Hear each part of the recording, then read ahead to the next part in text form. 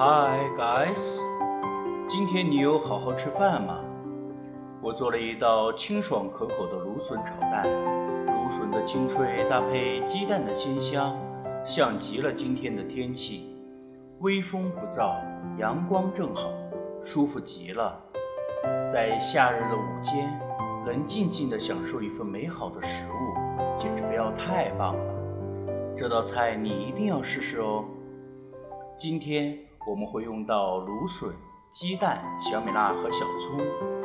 准备好小米辣圈圈和葱花以后，我们就来为芦笋削皮吧。芦笋是非常娇贵的，很容易折断，让人头疼。这时候你只需要把它环个一圈，然后放在砧板上，这样就可以轻松地为它削皮了。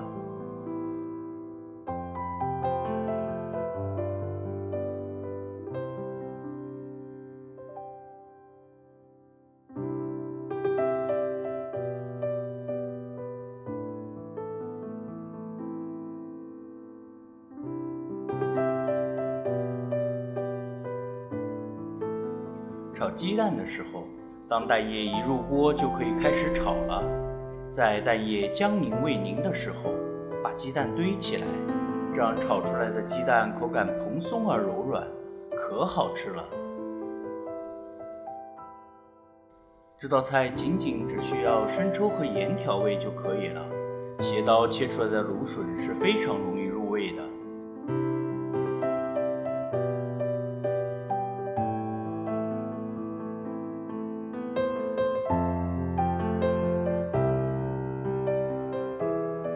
再加入鸡蛋和小米辣，翻炒均匀，一道口感清爽的芦笋炒蛋就完成了。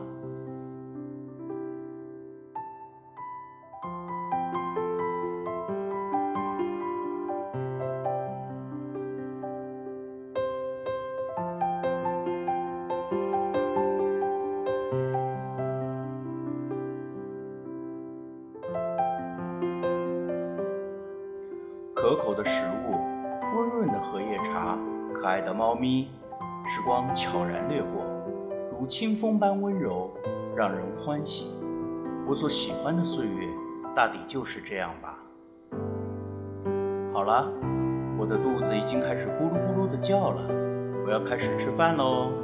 你也是，我的朋友，不管再忙再累，也要记得按时吃饭哦，让那些我爱和爱我们的人安心幸福。如果你喜欢我的视频，就订阅我的 YouTube 频道吧，并且记得点开小铃铛设置更新提醒哦，这样就可以第一时间观看到我最新的视频了。那么今天就先到这里吧，我们明天见，拜拜。